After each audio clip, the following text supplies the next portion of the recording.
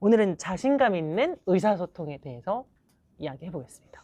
낯을 아예 안 가리는 사람은 저는 없을 거라고 생각해요. 처음 만났는데 처음 보자마자 너무 편안하면 그것도 이상한 것 같아요. 당연히 어떤 처음 본 것에 대한 경계심은 어느 정도 가져야 되지만 그것이 좀 도를 지나쳤을 때 어떻게 하면 이걸 좀 극복하고 그 사람에게 다가가서 이야기할 수 있을까에 대해서 먼저 기본적으로 첫 번째 알아야 되게 제가 좀 써볼까요? 좋아요. 낯을 가리는 사람들은 대화하기 어려운 이유가 나는 별로야 라는 게 저변에 깔려 있을 때 누군가한테 다가가기가 되게 어려워요. 난 진짜 매력이 없어. 난 정말 사랑스럽지가 않아가 생각해서 하는 게 아니라 진짜 그냥 저 깊이서 흐르고 있는 거죠. 그런 사람들은 사람을 딱 처음 만났을 때 쭈뼛쭈뼛하고 말을 하기가 조금 어려워요. 자기를 당당하게 내비칠 때 어떤 걸림돌이 있죠. 그래서 이런 사람들은 이제 이게 제일 어려운 것 중에 하나이면서도 가장 기본적인 건데 나는 매력 있다. 이 글씨 봐. 나는 매력 있어. 좋아요. 괜찮나요? 아까 연습했는데 잘 됐는데. 나는 매력 있어 라는 내가 이 세상에서 지금 이 순간 여기에서 내가 제일 괜찮아 라는 마음으로 딱 먹고 말을 해야 그나마 목소리도 자신감 있고 말투도 분명하고 표정도 부리부리해지거든요. 네. 근데 만약 이게 안 된다 이러면 숨고 싶죠. 빨리 집에 가고 싶죠. 눈 피하고 싶죠. 이러면 그 사람 매력이 떨어지게 돼요. 내가 나를 매력 있다고 생각해야 진짜 매력 있게 이렇게 대할 수 있다는 거. 근데 이게 진짜 어려워요. 이거는요, 자기 혼자, 이걸 흔히 우리가 자존감이라고 하잖아요. 네. 자존감을 나 혼자서 끌어올린다? 사실 거의 어렵다고 봐요. 그 손상의 수준에 따라서 네. 자존감이 엄청 많이 떨어져 있는 사람은 사실 전문가와 함께 상담을 통해 끌어올려야 되고 좀 근데 왔다 갔다 하죠. 누구나 다 이렇게 왔다 갔다 하는데요. 이런 것들은 자기 혼자서 예를 들면 제 채널을 보면서 이렇게 힐링을 한다든지 그런 방식으로 끌어올릴 수는 있어요. 두 번째로는요. 자신감 있게 약간 낯가리는 상대에게 다가가려면요. 지금 해나님 얘기한 것처럼 거절 당할 목표를 세우세요. 주 3회 나는 거절 당할 거야. 이런 거 있잖아요. 미리 나는 알고 있는 거군요. 무조건 당해야 돼. 안 당하면 안 돼. 이건 이제 훈련이거든요. 이게 구두도 처음 신으면 발이 아파요. 자꾸 신으면 굳은 살 베겨서 안 아프거든요. 네. 그리고 뭐 기타도 처음 치면 손가락 아파요. 근데 계속 치면 굳은 살 베겨서 안 아프거든요. 거절도 몇 번 안 당한 사람은요 미치겠어요. 한 번 당했을 때. 네. 근데 이걸 계속 당하면요 괜찮거든요. 그래서 실제로 심리치료할 때 대인기피증이나 사회불안이 있는 사람들은 노출치료라고 해서 거절을 당하고 오도록 노출시켜서 훈련을 받도록 해요. 한번 연습해 볼까요? 네, 좋아요. 저한테 뭐 하나 제안해 보세요. 제가 거절해 볼게요. 조조콜 끝나고 같이 식사하실까요? 제가 선약이 있어요. 상처받았는데요? 반대로 한번 해보실까요? 반대로요? 네, 제가 거절하는 거예요? 네, 조조클럽 끝나고 뭐 식사 누구랑 하세요? 저는 원래 밥을 안 먹어요. 이런 거절은 진짜 기분 나쁜 거절 아닌가요? 만약 이러면 너 싫다가 약간 내포돼 있을 수도 있는데 우리가 정말 그 오해하지 말아야 될 것 중에 하나가 이 사람이 거절을 한 데는 정말 수백 가지 이유가 있을 수 있어요. 근데 그거를 자존감이 낮고 난 매력이 없어라고 생각하는 사람은 그 문제를 나에게 기인시키는 거죠. 내가 싫어서. 내가 싫구나. 나랑 밥 먹기 싫구나. 이러면 그 다음번에 제안할 수 없어요. 그래서 그게 사실이든 아니든 일단 나 때문은 아닐 거야 라고 생각하는 게 훨씬 나한테 도움되죠. 우리는 어차피 사실만 갖고 사는 거 아니잖아요. 나한테 도움되는 생각하면서 사는 게 정답이거든요. 그러면요, 저 원래 밥 안 먹어요. 이런 식으로 하면 제가 이제 조금 장난칠 수 있는 사람이라면 이제 이런 식으로 하겠죠. 저 별로구나. 저랑 밥 먹기 별로구나. 그걸 대놓고 밥 먹기 싫구나 나랑 에이, 밥 좀 먹어주지. 에이, 좀 인기 많아. 딴 사람이랑 잘 먹는 것 같더니만. 이런 식으로 이제 하고 만약에 좀 정중해야 되는 사람이다. 저 선약이 있어요. 이랬을 때 정중해야 되는 사람이면 그냥 정중하게 선약이 있을 걸 제가 미처 생각을 못했네요. 다음번에 식사하시죠. 하고 정중하게 그냥 이거는 너가 선약이 있다고 한 거야. 네가 날 싫다고 한 게 아니야. 를 내가 한 번 더 정리해주는. 그래서 거절을 자꾸 당하다 보면 정중하게 대응할 수도 있고 위트 있게 대응할 수도 있고 이런 것들을 스스로 터득하실 수 있게 되고요. 제가 지난주 토요일에 저희 아들이 되게 낯가림이 심해가지고 아들 친구들을 초대했거든요. 초대장을 만들었어요. 엄청 예쁘게 성의 있게 막 만들었는데 보낼 때 잠깐 이 엄마들이 안 보낸다고 하면 어떡하지? 우리 애가 성격이 이상해서? 라는 생각이 잠깐 들어요. 근데 또 이제 아니야, 나는 주3회 거절 당해야 돼. 꼭 당해야 돼. 안 당하면 안 돼. 이런 마음으로 보내버려요. 네. 근데 생각보다 너무 좋아하는 거예요. 아 진짜요? 네. 그러니까 이거를 내가 거절이 무서워서 제안을 못했다면 이 사람이 날 좋아한다는 것도 확인할 길이 없거든요. 없었죠. 네. 그래서 자신감 있게 하려면 거절 목표를 세워라. 세 번째는 목표를 낮추라. 우리가 낯가리는 사람들은요, 왜 처음에 대화를 잘 못하냐면 대체로 좀 완벽주의적인 사람들이 낯을 더 많이 가리거든요. 근데 완벽주의적인 사람들은요, 이 거절도 엄청 당하기가 어렵고요, 목표도 되게 높아요. 그래서 딱 처음 만났어. 내가 해나 씨를 처음 만났는데 만나자마자 내 목표는 난 저 사람이랑 오늘 밥까지 먹어야겠어.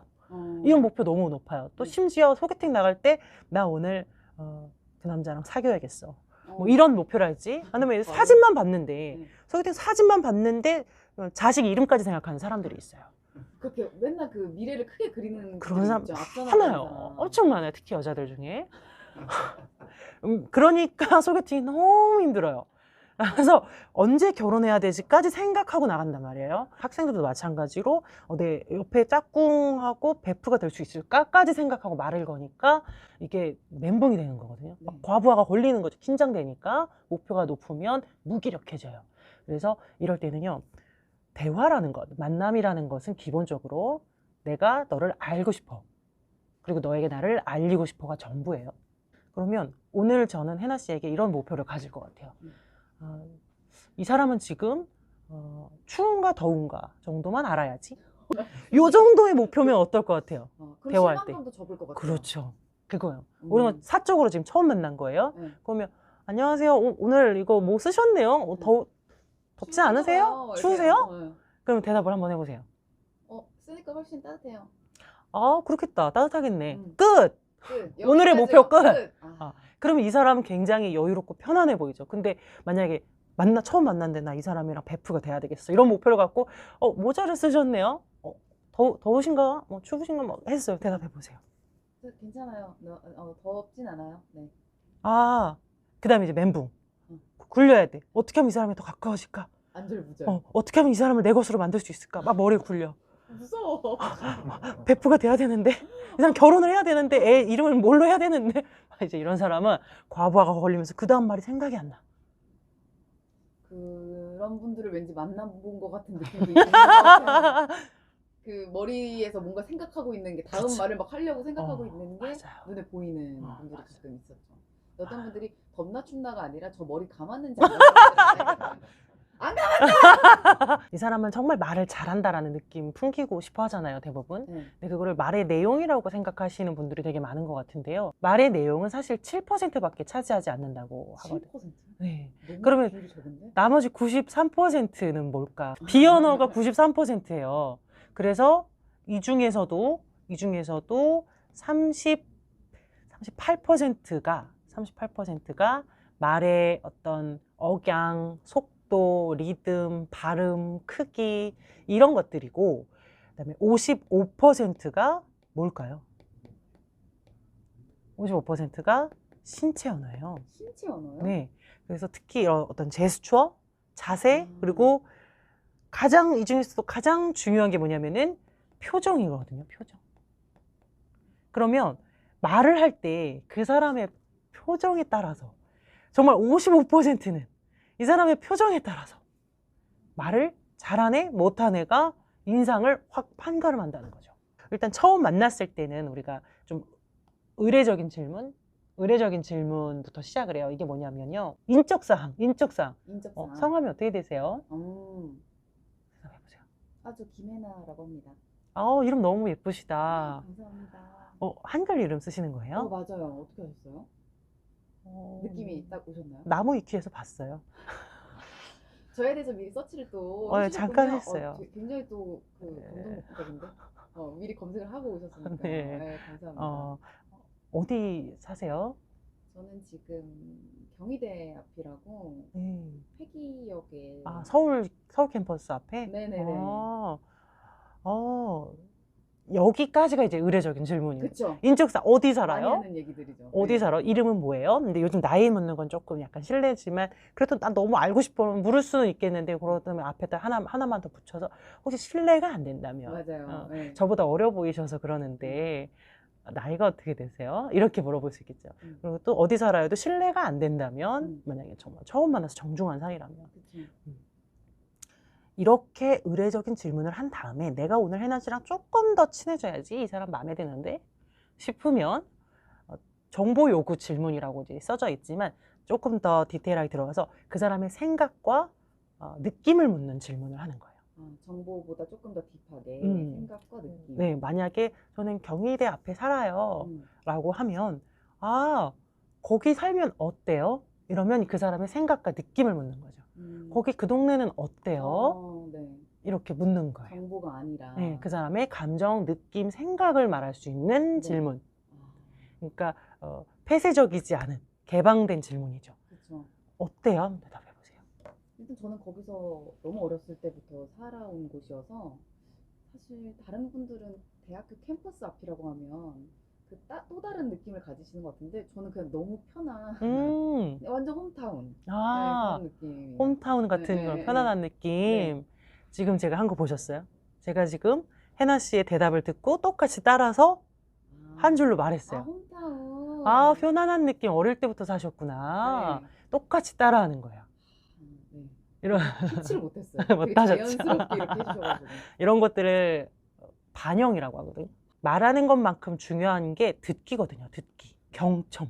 경청이 스킬이 있어요. 그냥 듣기만 한다고 해서 경청이 아니라 표정도 물론 재밌는 얘기하면 웃고 슬픈 얘기하면 찡그리고 이런 표정과 동시에 중요한 게 제가 지금 이야기한 것처럼 반영. 어릴 때부터 사셨구나. 우와. 그러면 진짜 편안하게 느껴지시겠어요. 이거는 지금 제가 생각한 말이 아니라 해나 씨가 한 말 똑같이 따라한 거예요. 제 말로. 이렇게 하면 상대방이 느낄 때 이 사람은 진짜 내 말에 집중해서 듣고 있구나. 들어주고 있구나. 내 말을 이해했네가 딱 이제 와닿게 돼요. 그럼 계속 그 사람한테 말하고 싶어져요. 날 들어주는 사람한테 말하고 싶어져요. 그래서 반영만 해줘도 반은 성공해요. 주의할 점은 모든 말마다 다 반영하면은 약간 거슬릴 수 있어요. 맞아요. 중요한 말을 했을 때. 기계처럼. 특히 자기 감정, 느낌, 생각을 말했을 때는 한 번씩 짚어주는 것이 좋아요. 그리고 요거에서 오늘 내가 이 사람은 조금 더 다가가야지 생각이 된다면 여기에 대한 자신의 피드백, 내 생각, 이번엔 내 생각. 거기에 대해서 나는 어떻게 생각해까지 와야 되는 거죠. 편하시겠네요. 저도 편안한 데서 사는 거 참 좋아해요. 복잡한 데보다 편안한 게 더 좋잖아요. 집인데. 이건 제 생각이죠. 여기까지 가면 이제 뭔가 저도 오픈하면서 훨씬 더 그런 느낌이 든다라는 거죠. 그래서 이 피드백에서 중요한 거는 또 아까 반영은 모든 말에 반영하면 안 된다라고 한 게 이제 주의사항이고 피드백은 즉각 피드백이 중요해요. 집에 가서 문자로 저도 편안한 게 좋아요. 이러면 안 된다는 거예요. 즉각 피드백. 거기서 하셔야 돼요. 생각해보니까 저 경희대가 너무 무서워요. 너무 찌질하죠. 너무 무서워. 이건 아닌 것 같아요, 여러분. 아시죠? 피드백은 거기서. 그리고 못할 거면 그냥 듣기만 하시는 것도 괜찮아요. 이렇게 하면서 막 너무 이상한 말 나올 것 같으면 그냥 안 하시는 게 좋습니다. 할 말 바로바로 생각 안 나는데 어떻게 해요? 그럼 그냥 가만히 있으시라. 실수하는 것보다는 가만히 오만 하셔라. 그리고 따라해라. 말 그냥 따라하기만 해도 그거 아세요? 이렇게 누가 막 화가 났어. 내 남편이나 남자친구랑 막 싸웠어. 막 화가 났어요. 그때 상대방의 말을 따라만 해도 그 사람의 분노가 50%가 감소되거든요. 특히 엄마나 아빠가 자녀를 대할 때 애가 막 어쩌고 저쩌고 하면 말 똑같이만 따라하셔라. 훈계하지 말고 똑같이만 따라하시면 애가 일단 50% 화가 감소될 때 그때 가르치시는 거예요. 조금 이렇게 차분해지고 생각을 이성적으로 할 수 있을 때. 그러니까 네 말은 이걸 so what you're saying이라고 하거든요. 그러니까 네 말은 어쩌고 저쩌고 하다는 거구나. 똑같이만 따라해도 그 사람의 감정이 50% 감소되면서 그때부터 대화가 돼요. 이거는 애기들한테도 그렇지만 연인 간의 대화에서도 필요한 부분 같네요. 이거 저 끝내기 싫어요. 끝내기 싫어요, 작가님. 클로징 멘트 자꾸 이렇게 블럭 잡지 말아요. 끝내기 싫다는 거구나. 이렇게 하시는 거예요. 너무 재밌네요. 끝내기 너무 싫다는 좋아요. 건데 우리가 맞아요. 다음 주에는요 또 만날 수가 있어요. 네, 이렇게 알겠습니다. 내가 하고 싶은 말은 상대방 마음을 먼저 반영해 준 다음에 너무 좋아요. 끝내기 싫으시지. 근데 다음 주가 있거든요. 네, 알겠습니다. 다음 주에는요 외향적인 사람과 내향적인 성격 이 두 가지 차이와 오늘 낯가림 좀 이어서 우리가 낯가림을 외향적인 사람보다 내향적인 사람이 더 많이 갖는다고 생각하는데 그렇지 않다는 거. 외향적인 사람, MBTI에서 E로 시작하는 사람들도 낯을 많이 가리고 발표하는 거 힘들고 그럴 수 있다는 거를 잠깐 맛배기로 말씀드리면서 다음 주에 이어서 외향, 내향 설명드리도록 할게요. 감사합니다. 수고하셨습니다. 재밌는데요? 저 너무 재밌었어요. 시간 가는지 몰랐네. 진행을 못했어.